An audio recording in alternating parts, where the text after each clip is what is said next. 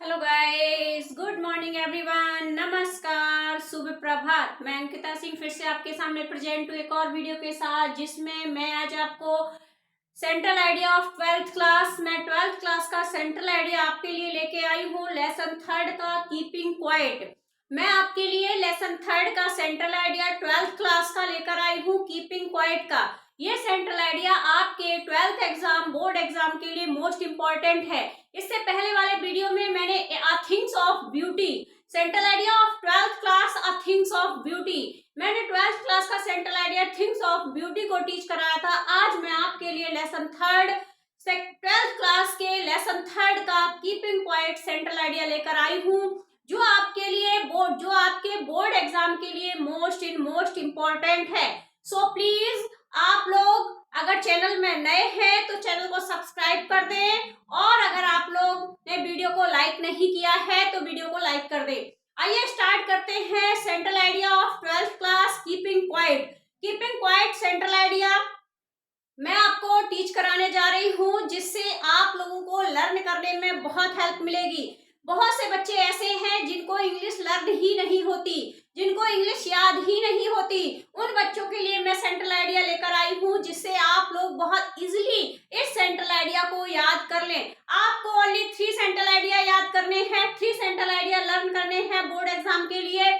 उससे ज्यादा आपको लर्न करने की जरूरत नहीं है। यही 3 सेंट्रल आइडिया में से आपको 2 सेंट्रल आइडिया आपके बोर्ड के एग्जाम में जरूर मिल जाएंगे। सो प्लीज आइए देखते हैं, वीडियो को लाइक करते रहिए। आइए देखते हैं कीपिंग क्वाइट। कीपिंग क्वाइट क्या है, तो आइए देखते हैं। The poem keeping quiet is composed bye Pablo Neruda. जो आपकी कीपिंग क्वाइट पोयम है, ये किसके द्वारा रचित है? कंपोस्ट मीन्स होता है रचना करना। तो ये कीपिंग क्वाइट जो आपकी पोयम है, ये किसने रची है, किसके द्वारा रचना की गई है इसकी? तो किसके द्वारा इसकी रचना की गई है? Pablo Neruda. इस कीपिंग क्वाइट पोयम को, कीपिंग क्वाइट कविता को किसने लिखा है? तो ये रचना की है पब्लो नेरुदा ने। आगे नेक्स्ट सेंटेंस देखते हैं। It is a very simple poem. अब क्या कह रहा है? सबसे पहले उसने बता दिया कि कंपोस्ट बाय पब्लो नेरुदा। जो आपकी कीपिंग क्वाइट पोयम है, ये किसके द्वारा कंपोस्ट की गई है? पब्लो नेरुदा के द्वारा कंपोस्ट की गई है। आगे आपसे बता रहा है, आगे आपसे कहने की कोशिश कर रहा है, it is a very simple poem. क्या कह रहा है कि यह जो पोयम है, यह बहुत ही साधारण पोयम है। कैसी पोयम है? यह एक बहुत ही साधारण पोयम है। नेक्स्ट देखते हैं। Poet says that today our life is hasty and without direction. अब क्या कह रहा है? पोएट सेज, कवि कहता है। क्या कहता है? आइए देखते हैं। पोएट सेज, कवि कहता है, दैट की, कवि कहता है कि टुडे, आज, आवर लाइफ, हमारा जीवन, इज हेस्टी, हेस्टी मीन्स होता है भाग दौड़। जो हमारा जीवन है ये भाग दौड़ एंड विदाउट डायरेक्शन और दिशाहीन है। हमारा, कवि क्या कहता है कि हमारा जो जीवन है ये भाग दौड़ से भरा हुआ है और दिशाहीन है। कहने का मतलब ये है कि जिस तरह से हम जीवन जी रहे हैं, इस जीवन का कोई पर्पज नहीं है, कोई दिशा नहीं है। हम दिशाहीन होकर अपने जीवन की लाइफ को जी रहे हैं। हमारा जीवन ऐसे ही दिशाहीन होकर हमारा जीवन चलता जा रहा है। आगे देखते हैं।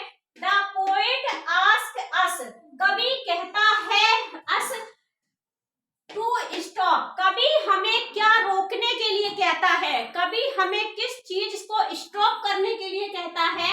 बार्स, बार्स मीन्स होता है युद्ध। कभी हमें युद्ध को रोकने के लिए कहता है। हेट, हेट मीन्स घृणा या नफरत, कभी हमें नफरत को रोकने के लिए कहता है। पॉल्यूशन, पॉल्यूशन मीन्स प्रदूषण, कभी हमें पॉल्यूशन को रोकने के लिए कहता है। किलिंग ऑफ एनिमल, और जानवरों की हत्या को रोकने के लिए कहता है। एंड हंटिंग अवर सेल्फ, और आत्महत्या करने को रोकने के लिए कहता है। तो कभी किन किन चीजों को रोकने के लिए कहता है? फर्स्ट ऑफ ऑल बार्स को रोकने के लिए कहता है। हेट, नफरत को रोकने के लिए कहता है। पॉल्यूशन, प्रदूषण को रोकने के लिए कहता है। एनिमल, जानवरों की हत्या को रोकने के लिए कहता है कि जिस तरह से जानवरों की हत्या की जा रही है वो हत्या बंद कर दी जाए। एंड हंटिंग अवर सेल्फ, और आत्महत्या करने के लिए, आत्महत्या को रोकने के लिए कहता है। तो कभी इन सब चीजों को करने के लिए, रोकने के लिए कहता है कि ना तो हमें युद्ध करना चाहिए, ना किसी से घृणा करनी चाहिए, ना प्रदूषण फैलाना चाहिए, ना जानवरों की हत्या करनी चाहिए, और ना ही हमें आत्महत्या करनी चाहिए। इन सभी चीजों को रोकने के लिए कवि कहता है। आगे देखते हैं। He says that, वह कहता है कि अर्थ टीचेज, पृथ्वी हमें सिखाती है। तो यहाँ पृथ्वी से मतलब आपका प्रकृति से है कि प्रकृति जो नेचर है वो हमें क्या सिखाती है। तो प्रकृति हमें सिखाती है a lot, प्रकृति हमें बहुत कुछ चीजें सिखाती है, बहुत कुछ बताती है। But we do not understand the purpose of life. But we do not understand the purpose of life. यहाँ पर रॉन्ग हो गया है। But we do not, एक मिनट, यहाँ पर रॉन्ग हो गया यहाँ पे। But we do not understand the purpose of life. लेकिन we do not understand, लेकिन हम समझ नहीं पाते हैं the purpose of life, अपने जीवन के उद्देश्य को हम समझ नहीं पाते हैं। कभी हमें जो प्रकृति है वह हमें बहुत कुछ सिखाती है, लेकिन फिर भी हम अपने जीवन के उद्देश्य को नहीं समझ पाते हैं कि आखिर हमारे जीवन का क्या उद्देश्य है, हमें आगे क्या करना चाहिए। नेक्स्ट है पोएट सेज दैट, कवि कहता है कि एनी प्रॉब्लम, कोई भी समस्या, कैन बी सॉल्व्ड, कवि कहता है कि कोई भी समस्या हो, कैसी भी समस्या हो, उसे सॉल्व किया जा सकता है। क्या कहता है कवि? किसी भी प्रकार की समस्या हो, कैसी भी समस्या हो, उसे हल किया जा सकता है। ऐसी कोई समस्या नहीं है जिसका सॉल्यूशन ही ना बना हो, और जिसका सॉल्यूशन ना बना हो वह प्रॉब्लम नहीं, जिसका सॉल्यूशन ना बना हो वह प्रॉब्लम नहीं। और जितनी भी आपकी प्रॉब्लम्स है, हर प्रॉब्लम्स का सॉल्यूशन जरूर होता है, और जिसका सॉल्यूशन ही ना हो वह तो प्रॉब्लम ही नहीं हो सकती। आगे देखते हैं।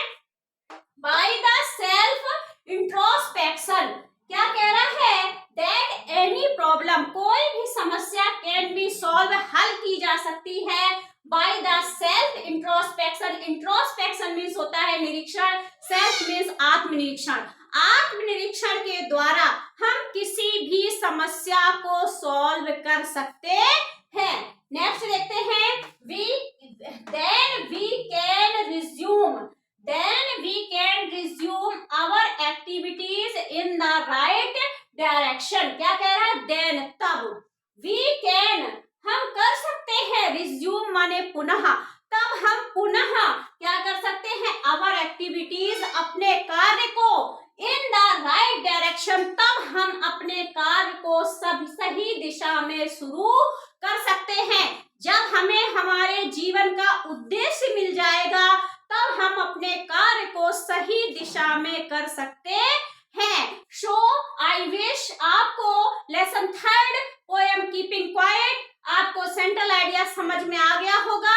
मैंने आपको इसकी हिंदी भी ट्रांसलेट कर दी है ताकि आपको लर्न करने में आराम हो, इजिली आपको लर्न हो जाए, आपको कोई प्रॉब्लम क्रिएट ना हो। अगर आपको वीडियो अच्छा लगा हो तो एक बार कमेंट सेक्शन में कमेंट करके जरूर बताएं। वीडियो को लाइक कर दें, अगर चैनल में नए हैं तो चैनल को सब्सक्राइब कर दें। Thank you watching my video, thanks for watching my video, thank you, have a nice day.